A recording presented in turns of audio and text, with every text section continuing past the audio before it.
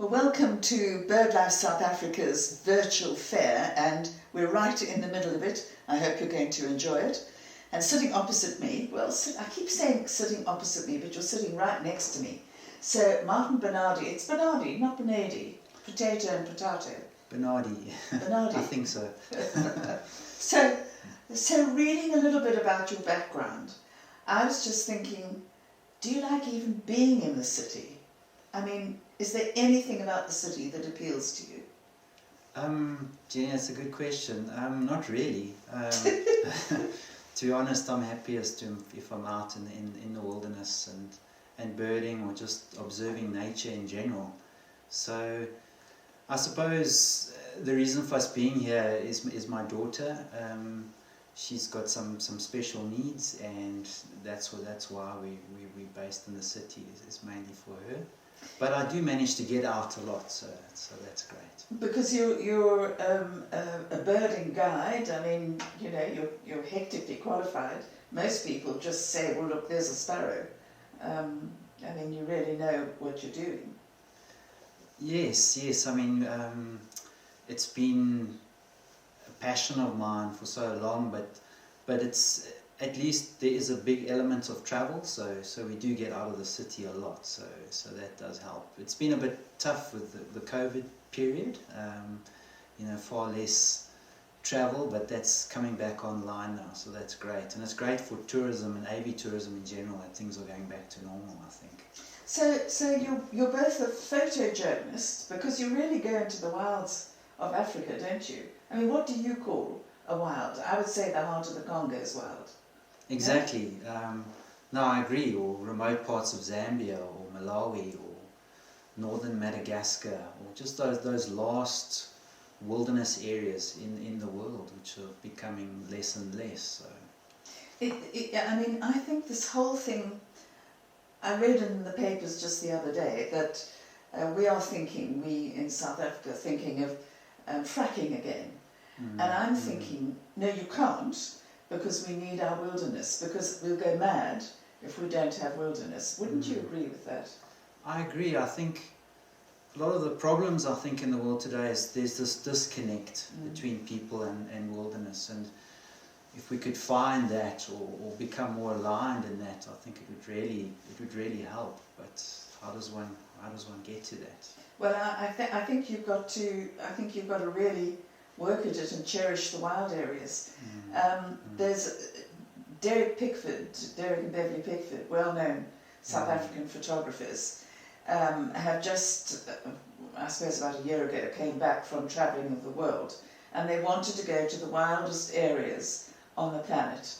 And they had a Land Rover, they sold their farm in order to, pay for it. And then they sat down and said, well, how do we know which are the wildest areas to go to? And the way they decided it is they were going to look at maps, real maps, and look down where there was no light. That had to be the place that they wanted to go to, because it would be the least sophisticated places. And they only allowed themselves one remote place for each continent. Okay. So there were, I think, 7 continents, isn't it? Yes. New Zealand is a continent, but nobody really accepts it as such, I suppose. And so they went to places where there was no light. And it was extraordinary, just following their journey and how you can live, actually, with very little light, and how the wild responds to you being there. I mean, there was one incident where they were, I can't remember where they were, Canada or somewhere where you get wolves. And so they were just sitting there, they were freezing cold, they were waiting for supper or something like that, and he became aware of a presence. It wasn't threatening, but he just knew that there was a presence. And if it was a bear, I think he might have sat upright. And so he looked up, and there was this enormous wolf, and the wolf was just looking at him because he didn't see too many human beings. And then the wolf just walked on. Now, how do you get an experience like that unless you really are in the wild? No, that's very interesting. I mean, quite a few years ago, there was a satellite image just of Africa, and it was by one of the ecotourism companies far away from the lights, and it was exactly that. If you compare Africa to many of the other continents, how little light pollution there is still in Africa. So have you had any of those experiences where you've been so much in the wild that actually an animal hasn't really paid any attention to you at all, because you just are a human ape? I would say once I had an encounter like that with a leopard in Namibia. We were, it was the western side of Etosha, not in Etosha National Park itself, but a big community conservation area outside the park, and we were actually just sleeping the night in an elevated hide, and it was what I can remember, sort of a moonlit evening, and I just remember waking up in the early hours of the morning, and here was a male leopard just sort of casually walking past. He had a look at me, I look at him, and then he just sort of carried on, you know. So did you know how special it was at that stage? Could you smell him? You could. Yes. Yeah, well, you could hear him breathing, his footsteps. Yeah, so that was pretty special. And quite recently in Zambia as well, in the northern Kafue, in the Busanga Plains, there's quite a high lion population there still today. And also had an encounter like that with the 2 lionesses and their cubs. Also came right through our camp where we were staying, and you could actually hear the yelping of the cubs, the footsteps of the mother, the contact calls between the mother and the young as they just passed through, you know. So and paid no attention at all. paid no attention. And I mean, there's a fantastic guide. He's called the Black Lion, and he used to work in Umfolozi and Kajui and whatever. And he said exactly what you have said. And he said you have to maybe not look directly in the eye, so that you're not a threat, and sort of submissive. You're submissive, but you are confident, and you are quietly walking, or they are walking towards you, and you are just giving them the space that you're giving them the reverence and the respect that they actually deserve, and that's what you're talking about, because so many of us live in cities. Sure. That you lose it. I mean, there are kids who don't know that milk comes from cows. Oh, we even see it with our daughter, the way we grew up and the way this generation's growing up. There's definite differences, you know. So, but I suppose that's just how the world's evolving. Don't know if it's to the good or not, but... Well, no, I think you've got to retain the wilderness, and I think you've got to work on it. And the people that you take on these birding tours, are they from Africa, or do they tend to be international? No, I'd say they tend to be more international. A lot from the US and the UK in particular. So yeah, there's a small proportion of local or Southern African birders, but mostly international. And what do they want to see? Do they actually have a bird list? We want the big 5 in birds, or are they content to? Yeah, so these will be bird-focused trips. They can vary in intensity. Some are where they will have serious targets or target lists of species that they're after. Obviously, often it's a lot of endemics, you know, range-restricted bird species. If you have global birders, you know, so they'll be cherry picking. They want those endemics that are in a specific area, like say South Africa. Well, otherwise, you could just have people that are keen birders, but they're not going to have a heart attack if they don't see every bird. But they just want a well-rounded sort of natural history experience. So flowers. Well, you say it's broader than just yeah. winged. So you sort of get what we call the hardcore twitchers that want to try and see everything, and then the sort of more well-rounded birders that just want to.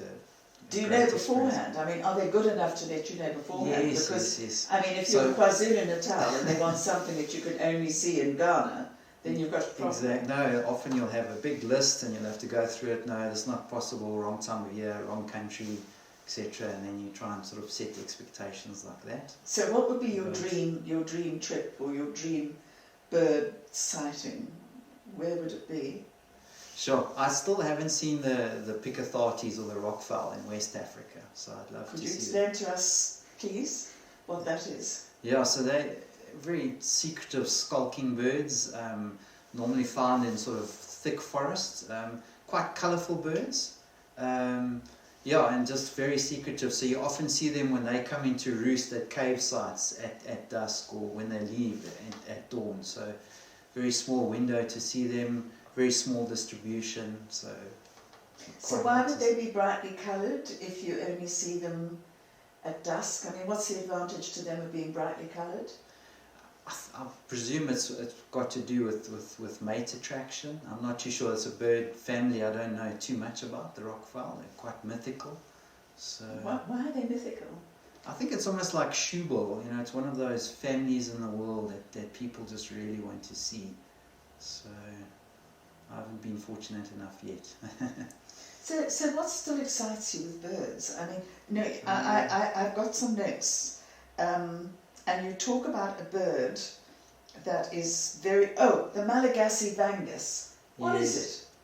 So the vangas you can only get in Madagascar, and they are a sort of a lineage of birds that only occur there. But I think because Madagascar has been so isolated for so long, the species diversification within the family is so extensive. So you've got from the sickle-billed vanga with this long decurved bill right through to they're so different in appearance, but just fulfilling different niches. So it sounds like Galapagos Islands and Darwin. Definitely, I think Madagascar is a good example of that. But you were saying about what interests me in birding. I think especially in the lockdown years, it was great just to focus on your local birding in your local birding patch, your garden birds, your birds that are in nature reserves or botanical gardens close to where you stay. And we've got so much, especially in South Africa, to be thankful for. And it's been an eye opener again. So now you work very closely with Swarovski, don't you? I do. You're a brand ambassador, yes. And you kindly bought one of their. Yes, this is the new the NL range, the Swarovski NL range. This is the 32mm objective, so quite compact but still good performance. What do you call good performance? I think a company like Swarovski, what they've really been trying to do of late is innovate, trying to give birders products that can really show birds in a give them a good birding experience. And I think, like for instance, they've spent a lot of effort on the ergonomics, how the binocular sits in your hand, how it balances. I mean, you can see this sort of shrinked form factor. It's a very comfortable feel, how the focus wheel works, how it balances in your hand, the coatings that are used on the binocular. The other thing is just looking at image sharpness, just giving you a really bright, crisp picture, edge to edge sharpness. And magnification? Magnification, so typically in the NR range they make it in an 8, a 10 by and a 12 by. The 10 and 12 is only in a 42mm objective. The 42mm refers to the entry pupil, or this objective, this here. Where this is a 32mm objective. This has been my sort of favourite binocular for quite a few years now, just because it's smaller, it's compact, and it's light. It's light, yes. So that's what I really like about these binoculars. You see, I was looking. I've got a bird table. I've just got to share this with you. Yes. So I've got a bird table. These wretched birds do nothing but eat, and now they are all beginning, quite honestly, to fornicate. And so I'm sort of watching them outside and windows and things like that. And I've got a crested barbet, and his wife came along, or his mistress, or whatever, quite pale, smaller, and noticeably a smaller beak. I'm not good with birds, by the way, but I do like watching them. And I grabbed my binoculars, upset the coffee, and whatever, and I'm looking out the window, and there they are, and they're just gobbling, because they're going to have babies. And it takes a while to get the focus right. Yes. So by the time you've got the focus right, and they've gobbled up a bit of banana or something like that, off they go. So this, I mean, it's very sensitive, isn't it? Yeah. So sometimes, Jenny, it's just the little. Oh. Yeah, this little does help, doesn't it? caps, yeah, sure. So, What can I do? Yeah, if you just sort of... Nothing in here. I can't see anything. Why can't I see Let me just see, are they sort of... Oh, you know why? Because you're wearing glasses. So hang on, just put in the... Yeah, you can turn in the eye cups. So for eyeglass wearers, you can turn in the eye cups, and then, or you can try them without. I can do that. And then you can just sort of just adjust it to the width of your face so you get sort of a round circular image, and then you should be able to just find focus. So this isn't just for beginners, this is for, like you are... Oh, that's tools of the trade, yeah. Seriously? Oh, that's better. Oh, I can see a bird just sitting over there. Wears glasses. There we go. Gosh, that's a close image, isn't it? It's very sharp. And the colour's perfect. You're laughing at me, aren't you? No. But I mean, it's lovely, and it's got a lovely tactile feel. Yes. And so I mean, I've noticed people watching birds, and they don't even have binoculars. They've just got one magnifying thing. Oh, sort of like a monocular. Yes. Yes. Tell us about those. Swarovski does them, don't they? I think are you talking about sort of a spotting scope, perhaps? I don't know the language. Yeah. You're teaching me. I think yes. So what we have is a spotting scope. So they're typically mounted on a tripod. So it's effectively one half of a binocular. But what they've done is they've increased the objective, which is the sort of front part of the instrument. It's much bigger. So they would typically start where this is 32 mils. That would be 65 mils or 85, 95, or Swarovski even make a 115 mil objective. So it's a much bigger instrument, and then it's normally got an angled eyepiece at the front. So it's on a tripod. And those are used for more specialist applications, like if you're viewing shorebirds, your wading birds. But it can even be used for distant raptors. It's a great value add to birding. It's sort of the next step to bird watching. So I really like to use a scope as well myself. Especially when you're out in the bush. Yeah, it's also nice to show people birds, especially more stationary birds, because you can put it in the scope. If it's a bird that's perched, then everyone can have a nice look. It obviously magnifies the details of the bird at a much higher level, where this is, say, a 10 times, that would start at 20 times going to 60 times. So it's like 60 times zooms. Wow. Yeah, so that's quite a... And what about children? Because if you, I mean, I don't know about your son or your daughter. Yes. Your daughter, but the fact is that if you are potty about birds and binoculars and you go to the bush and all sorts of things, your child is likely to be interested as well. Definitely. What about smaller and lighter? I mean, like you do. You get sort of these compact binoculars. They're normally 8 by magnification, and then it's a 25mm objective. So it's a little bit more compact. It's far lighter, and it's great for kids when they're starting out. They're more prone to bumping or dropping, and so then it's not such a big financial outlay, but it's great, and they find great value out of looking at insects. Whatever you as parent or whoever can show them, they're just like sponges when they're young. So it's exactly that. So there is a range of smaller. Yes, definitely. They're almost like opera glasses in a way. Yeah. Ideally for birding though, I would say like a minimum was like a 30mm objective, just because they tend to have a more comfortable viewing experience. The field of view is wider, so it's easier for the kids to pick up the birds. It's just, but obviously, it depends how much you want to spend when they're very young, I suppose. But not much. Yeah. It's like buying them a blazer. It's got to be 3 times bigger than they. Once they've proved their they worth. Actually something like that. What's your relationship with bird life? Bird life. I've tried to help bird life on an ad hoc basis over many years, wherever I can, especially in the AV tourism project, or even now when they launched the new Go Birding website, where it sort of ties into their community bird guide program. I try to help with some of the site write-ups for some of the provinces.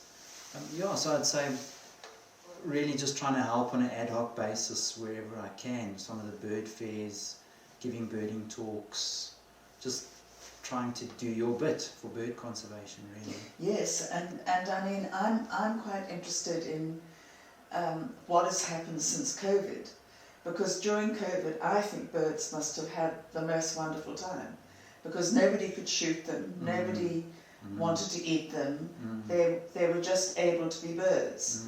And I wonder whether their migratory patterns altered at all.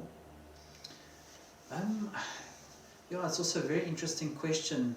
I think birds were certainly less disturbed during that period, like what we could see in the urban environment. You know, people weren't cutting grass as often, or the road verges had seeding grass, and so there was less disturbance. So I definitely think it was a better period for the birds. I was just hoping we would learn more out of it, how to be more, in touch with nature. But I think we've just sort of rushed back to try and be like things were, unfortunately. Yeah, I mean, I don't think they ever will in real life, but I'm sure one of the things, were you in Johannesburg during Mostly COVID? in Johannesburg, yes. Well, wasn't it the most extraordinary thing to do, to wake up and hear nothing except birds and maybe a distant dog, because dogs, you could still hear dogs, but not upset dogs, sort of thing. And it was, I thought that was kind of like a gift to us, and it was like taking us back to what it could be. And I know it can't, because there's so many of us, but also just the peace. And I think that's why the bush is just such a godsend to any of us, actually, to go there and just to be quiet. Yeah, exactly. Yeah, very much so. Yeah. So what do you do with your photographs? I mean, do you publish books? Jenny, I used to do a bit of freelance travel writing back in the day for Saturday Star Travel and a few other magazines and newspapers, but these days not so much. I mean, still the odd article in African BirdLife magazine, or sometimes we'll use it for guide training purposes or just presentations, things like that. If you give a nice presentation, you've got the imagery to showcase that. So I mean, the whole thing about bird guiding, it's really specialist, isn't it? Because you've got to do the plants, you've got to do the habitat. Yes, I think as a bird guide, for one, you need to know your different habitat types, because certain birds will associate with different habitats. So it's certainly a step above, say, and bird calls, for instance, is very important, because a lot of species you locate by call, especially as a bird guide. Often you're under sort of time constraints, your itinerary, you don't have a lot of time at a locality to find a bird. So, bird calls is very important. So it's a bit different to general nature guiding, I would say. But I enjoy it. It's a lot more challenging. Obviously you love it. What's this thing about bird calls? Because I've got an app on my phone. Yes. And if I wanted to hear a nightjar, I can go there and I can hear it. Yes. And people now have gone potty about that. So they're playing, I don't know, sparrow calls or so. Doesn't it upset the birds? Because that's, I think, a very good point. I think in what I refer to as sort of intensely birding spots, or say a locality where a very restricted endemic bird occurs, it can definitely have an impact, because if you have bird watchers or bird guides that are coming in there and repeatedly playing that call, it certainly will have an impact on the behavior of that bird, and we've actually seen that in some parts. And I think that's why BirdLife, for instance, you can now list the bird on call. So if you've heard that species, like a lot of European nations, to add a bird to your life list, typically you have to see it. So, but there's this movement now. You can just, if it's a very, like say a skulking species or like a fluff tail or whatever, you don't necessarily have to see it. But if you can hear it, you can add it to your life list. And can you? I think, is that cheating? I don't know. Well, I suppose for me, it's always been I'd like to see the bird, but I'm not gonna stress a bird. So if if I don't see it, hopefully I'll see it next time. Or, you know, and that's some of the flufftails you chance upon. Some I've only seen once in my life, and yeah, that's probably fine. I really don't like stressing birds, especially when you're out guiding. And I think that's also a challenge for guides, because a lot of clients don't always appreciate that. So it's to get that balance between, it must be quite difficult sometimes. Sometimes, but most birders are respectful of that. You know, they are. You know, if you explain that it's a very range restricted species, or they're breeding at the moment, or we can't play the call, then they're normally happy with that. So, if you had to go to one place in Africa to see birds, what birds would they be, or bird? Where would it be? Still, like I mentioned, perhaps the rockfowl in West Africa, but I've never been to Ethiopia, so I think just the amount of endemic birds that you find in Ethiopia, and just culturally, and the landscapes, and I think that's an African country that still quite appeals to me, is Ethiopia. Yeah, and it's very varied, isn't it? Because you've got the mountains and you've got the... Yes. So that's something still on my bucket list. But in South Africa, we've got some beautiful spots. And do you ever do tours in Joburg itself, or not? Sometimes we'll have guests that prior to going on to a trip elsewhere in the sub-region. So yeah, we'll do day trips, 2-day trips in and around Joburg. Gauteng's got a lot of great birding spots. And when you go on one of these trips, you don't just take this with you, do you? What would you take with you? So I normally got my binoculars, spotting scope, like I mentioned. Sometimes you'll have a camera as well. So yeah, birders these days, you'll have your smartphone, because in Southern Africa there's the Southern African Bird Atlasing Project. So it's the Bird Atlasing Project, which I'm quite passionate about as well. So you've got your phone to atlas or log the species. So normally it's become quite tech, birding. Well, I mean, I think everything is, and it's social media as well. Yes. So you can't escape it.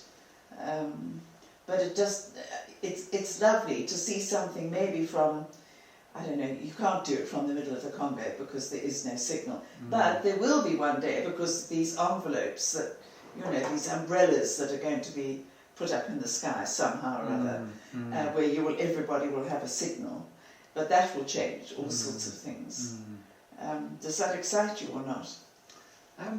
I think maybe it'll open up, say, birding to a greater audience, which is possibly good, but I suppose there will be negatives too.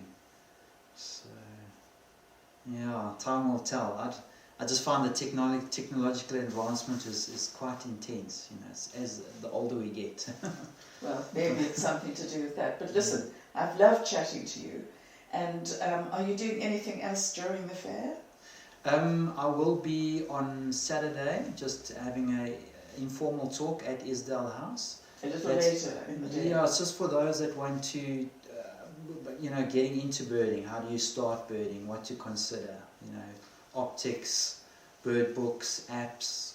You know, attracting birds to your garden. Just for beginner birders. So. What is the one app you have to have? The one app.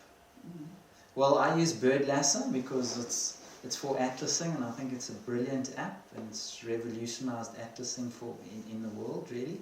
But I suppose a good birding app is also good, like the Sassol birding app, or Roberts, or there's quite a few. Fancy Peacock is working on a great app called Firefinch, which should be coming out later in the year. And what is that? It's a bird identification app, but it's going to be a lot more to it than that. So it's going to watch the space. Okay, as well as the colour of its legs and the colour of its beak. And once you've focused on one, you've lost the other one. But it's a wonderful hobby, and it's a lifetime, isn't it? So lovely meeting you, and thank you very much indeed. Thanks for the opportunity. Thank you so much, Martin Benadie.